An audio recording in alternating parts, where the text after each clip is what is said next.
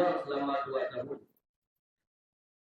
2 والجهاد في سبيل الله لم يتوقف. Selama 2 tahun tersebut jihad di jalan Allah tidak pernah berhenti. 2 وإخوانكم في غزة لم يبرحوا ولم يتركوا ساحة القتال. Dalam 2 tahun tersebut saudara-saudara kita di Gaza tidak pernah mundur, tidak pernah geser dari garis perjuangan. 2 وإخوانكم في غزة ينوبون عن أمة الإسلام، ينوبون عن 2 مليار وأكثر من المسلمين بالدفاع عن بيت المقدس والمسجد الأقصى المبارك. Dalam 2 tahun tersebut saudara-saudara kita mewakili kita semuanya, kewajiban kita semuanya untuk menjaga Masjidil Aqsa. Akan tetapi mereka orang-orang Palestina itu mewakilkan kita semua untuk menjaga Masjidil Aqsa. 2 وإخوانكم يقدموا أرواحهم في سبيل الله سبحانه وتعالى. Dalam 2 tahun tersebut saudara-saudara kita mereka telah mengorbankan, telah menyerahkan, telah merelakan jiwa, ruh dan nyawanya demi Palestina. 2 وهم يعيشون هذا الخوف، لم يتوقف الخوف في هاتين السنتين. Dalam 2 tahun ini saudara-saudara kita telah melalui kehidupan dalam bayangan kematian, bayang-bayangan ketakutan. 2 ولم يتوقف الجوع عن غزة. Dalam 2 tahun tersebut tidak pernah berhenti kelaparan yang menderita di Gaza. 2 ولم يتوقف العطش عن غزة. Dalam 2 tahun tersebut terjadi kekeringan, kehausan terhadap saudara-saudara kita di Gaza.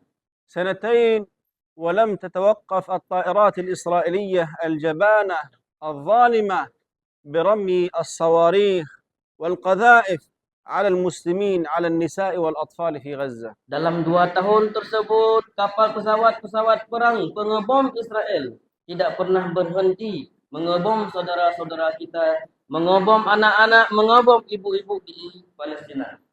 شرفوا بيت المقدس وشرفوا الرباط على أرض فلسطين أرض الأنبياء، هذا شرف عظيم وصفاء كبير من الله سبحانه وتعالى.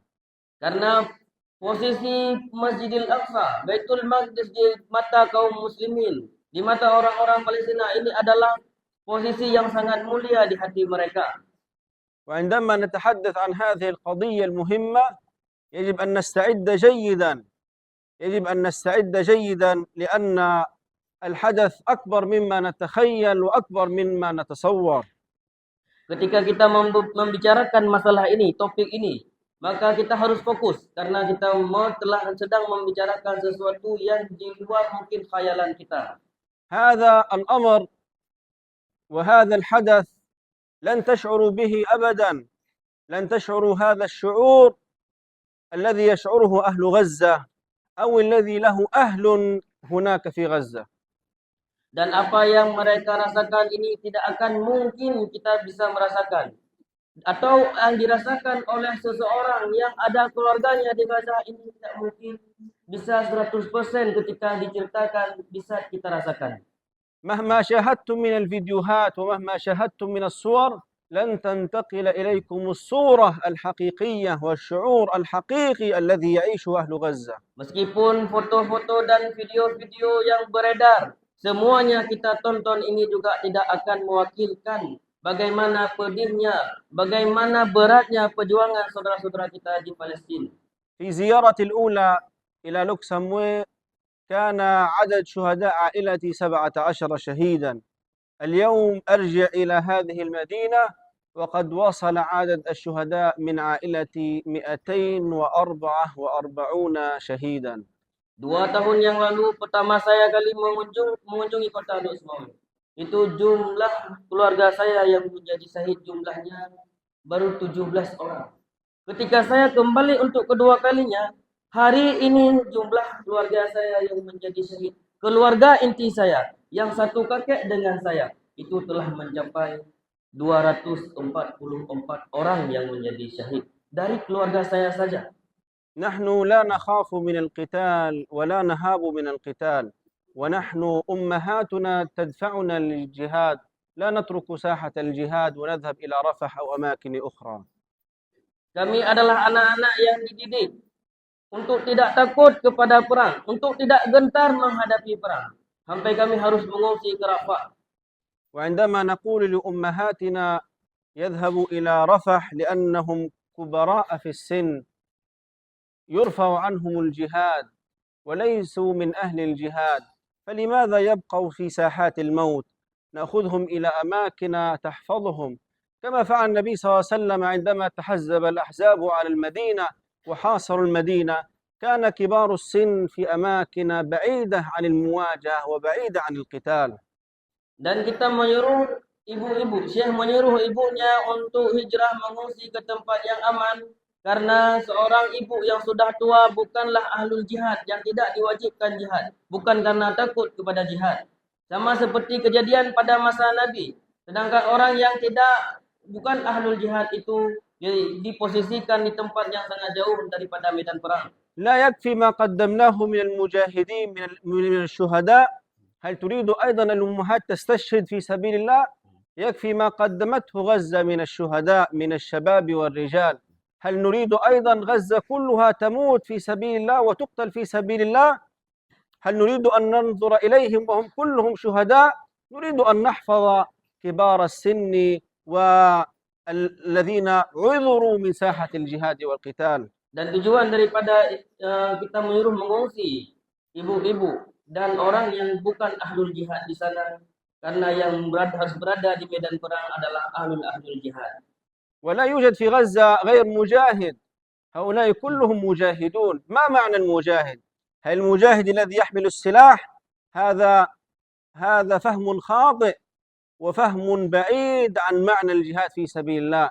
هناك الدكتور مجاهد، الذي يصنع الطعام مجاهد، الأمهات هناك مجاهدات، الذين في حلقات القرآن هم مجاهدون، المعلمون مجاهدون، المعلمات مجاهدات، كل من في غزة هو مجاهد لأنه ثابت على أرضه، ثابت على أرض بيت المقدس. Dan tidak ada yang di Gaza itu melainkan semuanya adalah mujahid.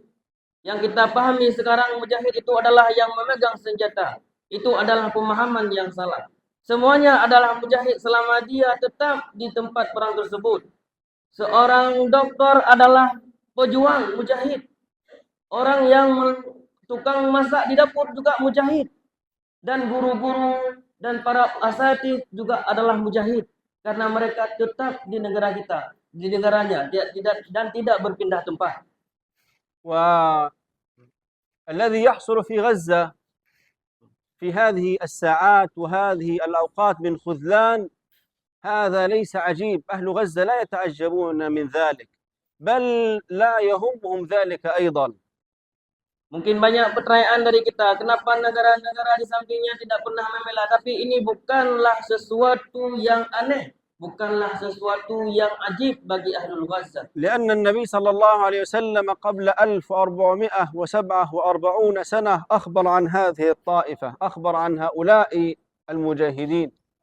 Karena Rasulullah sallallahu alaihi wasallam telah membisyarahkan, telah menggambarkan kepada para sahabat tentang kondisi-kondisi di akhir zaman.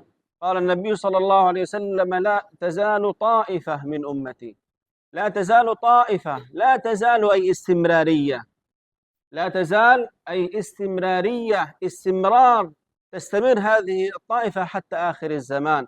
لا تزال طائفة من أمتي، جماعة من أمتي. أمتي قد تكون 5 مليار في آخر الزمان، قد تكون 10 مليار، لكن الله سبحانه وتعالى اختار منها طائفة معينة. لا، طائفة من أمتي ظاهرين على الحق، يظهرون الحق، يظهرون الإسلام وقوة الإسلام. قوة الإسلام زمن الصحابة، زمن أبي بكر وعمر وعثمان وعلي. قوة الإسلام زمن نور الدين زنكي وصلاح الدين الأيوبي، هذا الذي نشاهده في غزة. ظاهرين على الحق، ظاهرين على الحق، ظاهرين على الإسلام، ظاهرين على الحق، ظاهرين على الحق ظاهرين على الإسلام. Dalilnya adalah hadis Nabi. Pergambaran tersebut digambarkan dalam hadis Nabi. Akan ada satu kelompok dari umatku, kata Nabi. Satu kelompok. Mungkin umat Nabi 1 miliar, 2 miliar, 3 miliar. Terserah berapapun jumlahnya. Akan tetapi ada satu kelompok jamaah kecil. La yazalu bermakna al-istimrar. Yang akan berlangsung terus menerus. Senantiasa alal haqqi zahirin. Akan berdiri di atas kebenaran dan tidak ada berdiri di atas kebenaran secara tegas. لعدوهم قاهرين لعدوهم مجاهدين مرغوا أنف اليهود في رمال غزة، مرغوا رؤوس اليهود، مسحوا هؤلاء اليهود في ساحات غزة، عذبوهم، عذب هؤلاء المجاهدون رغم قلة السلاح، نكلوا بهم أشد تنكيل هؤلاء اليهود الظالمين. لعدوهم قاهرين مجاهدين مقاتلين يقهرون قلوب عدو الله تبارك وتعالى وعدونا.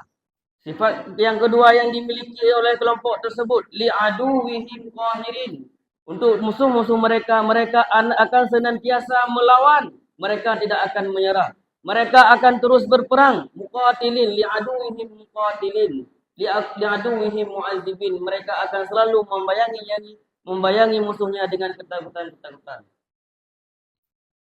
لا يضرهم من خذلهم، لا يضرهم ليس من لم يرسل لهم السلاح، لا، حتى من لم يرسل لهم الطعام ومن لم يرسل لهم الماء لا يضرهم ذلك.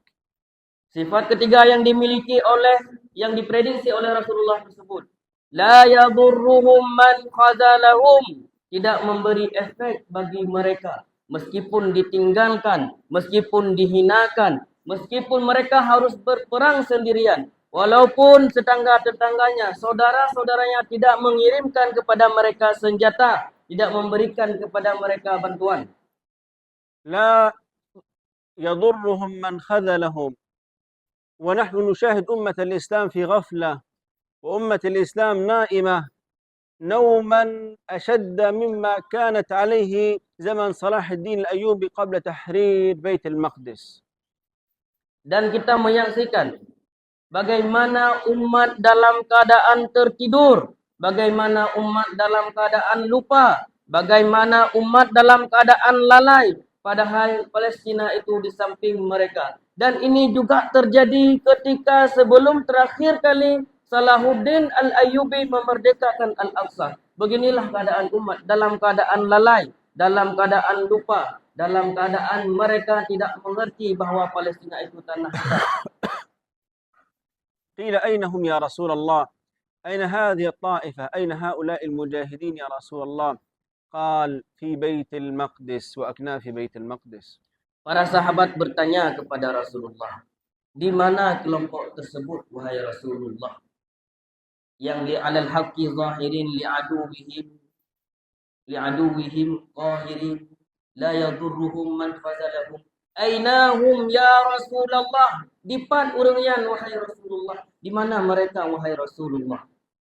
قال في بيت المقدس وأكناف بيت المقدس. Lalu Rasulullah sallallahu alaihi wasallam menjawab, mereka itu ada di Baitul Maqdis dan di sekitaran Baitul Maqdis. والنبي صلى الله عليه وسلم قال خير الجند جند عسقلان، وعسقلان في شمال غزة، والمجاهدون ما زالوا مرابطين على هذه الأرض المباركة. Dan